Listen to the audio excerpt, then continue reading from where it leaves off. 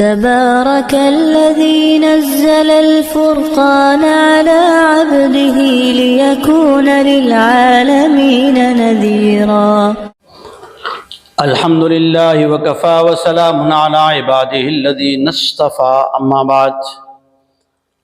قرآن کتاب ہدایت ہے، اللہ کا کلام ہے۔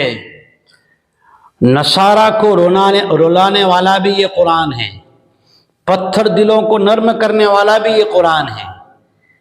لیکن اگر اسی کو الگ نظریے سے سنا جائے تو اس قرآن کے اس بے نیتی سے اور بد نیتی سے سننے سے کیا نقصان ہے، سماعت کریں۔ اعوذ باللہ من الشیطان الرجیم، بسم اللہ الرحمن الرحیم۔ وَمِنْهُمْ مَنْ يَسْتَمِعُ إِلَيْكَ وَجَعَلْنَا عَلَىٰ قُلُوبِهِمْ أَكِنَّةً أَن يَفْقَهُوهُ وَفِي آذَانِهِمْ وَقْرًا وَإِن يَرَوْا كُلَّ آيَةٍ لَا يُؤْمِنُوا بِهَا حَتَّىٰ إِذَا جَاءُوكَ يُجَادِلُونَكَ يَقُولُ الَّذِينَ كَفَرُوا إِنْ هَٰذَا إِلَّا أَسَاطِيرُ الْأَوَّلِينَ۔ مشرکین میں سے بعض ایسے بھی لوگ ہیں جو قرآن کو سننے کے لیے تو آتے ہیں، لیکن دل میں مرض ہوتا ہے، نیت بد ہوتی ہے کہ قرآن کو سن کے مذاق اڑائیں یا شور و گل کریں۔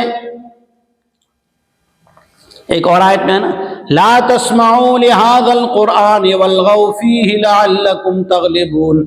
مشرکین نوجوانوں کو جمع کرتے اور کہتے جاؤ جاؤ، اور جب محمد رسول اللہ صلی اللہ علیہ وسلم قرآن کی تلاوت کریں تو شور مچاؤ، اور اتنا شور مچاؤ کہ ان کی تلاوت کی آواز، قرآن کے پڑھنے کی آواز دب جائے، تمہاری آواز بلند ہو جائے، تاکہ لوگ قرآن سن نہ لیں، سن لیں گے تو ہدایت پہ آ جائے گی۔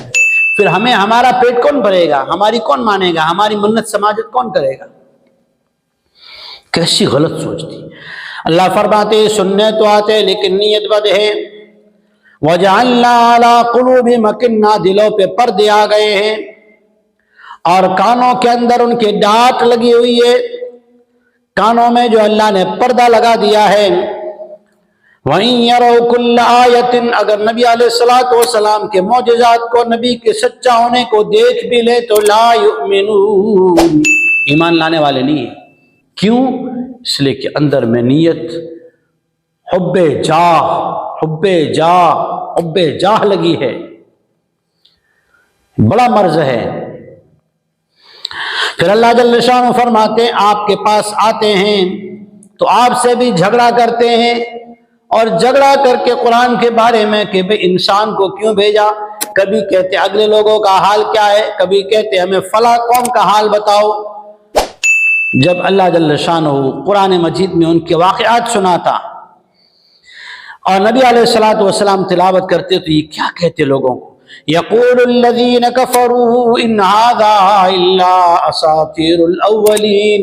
پہلے بھی مذہب والے لوگ، دین کی بات کرنے والے لوگ، اللہ کی طرف سے بھیجے ہوئے لوگ یہی بات کہتے تھے، ایک اللہ کی عبادت کرو، بندگی کرو، حلال کھاؤ، باقی دنیا کے مزے چھوڑ دو۔ یہ بھی ایسی پرانی کہانیاں ہیں، یہ ایسی باتیں کرتے ہیں۔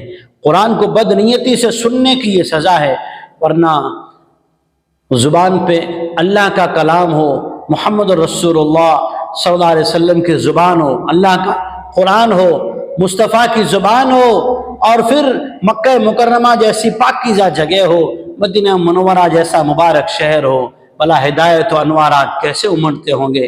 لیکن محرومی دل کی نیتوں پر ہے۔ صلی اللہ تعالیٰ علیہ وسلم صلاۃ و سلاما کثیرا کثیرا۔ وَهُمْ يَنْهَوْنَ عَنْهُ وَيَنْأَوْنَ عَنْهُ وَإِن يُهْلِكُونَ إِلَّا أَنفُسَهُمْ وَمَا يَشْعُرُونَ۔ یہ لوگ اللہ کے قرآن سے، دین سے، شریعت سے، قرآن کو سمجھنے سے، قرآن کو سننے سے لوگوں کو روکتے ہیں اور خود دور بھاگتے ہیں، لوگوں کو روکتے ہیں اور خود جو ہے دور بھاگتے ہیں، نفرت کرتے ہیں۔ یہ لوگ اپنے آپ کو ہلاکت میں ڈال رہے ہیں اور نفرت میں، دشمنی میں اس قدر بڑھ گئے۔ ایک اصول بتاؤں، نبی کریم علیہ السلام کا فرمان بعض کتابوں میں آیا ہے، حدیث کی کتابوں میں، جب آدمی دوستی کرے تو دوستی کی حد بتلائی، دشمنی کرے تو دشمنی کی حد بتلائی۔ احبب حبیبک ہونما، عسى ان يكون بغيضك يوما ما، دوستی اتنی حد تک کرو کہ اپنے سارے راز دوست کے حوالے نہ کر دو، سارے اپنے بھید کسی کو نہ بتا دو، اتفاق سے اگر نا اتفاقی انبن ہو جائے تو پھر آدمی بندھ جائے، شرمندہ ہو جائے۔ وَبَغِضَكَ يَوْمًا مَّا عَسَىٰ أَن يَكُونَ حَبِيبَكَ يَوْمًا مَّا، کبھی انبن ہو جائے، آپس میں پھوٹ پڑ جائے، کسی وجہ سے ناراضگی ہو جائے، دشمنی میں حدیں پار نہ کر جاؤ کہ جب صلح ہو جائے تو شرمندگی سے سر جھک جائے اور پھر جھکائی رہے۔ حدیں بتلائی، کیا اسلام ہے؟